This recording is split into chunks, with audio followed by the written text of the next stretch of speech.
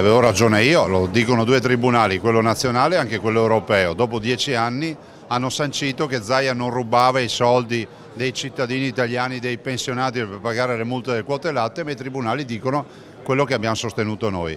Io ho fatto l'unica legge concordata con l'Europa, innanzitutto per far pagare le multe a chi le doveva pagare a interessi legali. Questo non è mai accaduto in Italia, è la mia legge, la famosa legge Zaia.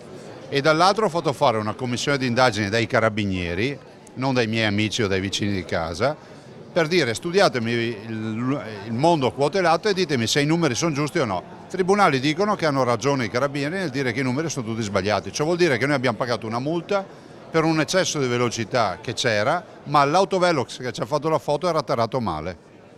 Questa è la tragedia, ciò vuol dire che l'Italia ha pagato 2 miliardi di multe per le quote latte per una macchinetta che faceva le foto e ci sono accorti che era atterrata male rispetto al limite di velocità. Questo è quello che è accaduto nelle quote latte per fare un paragone con le strade.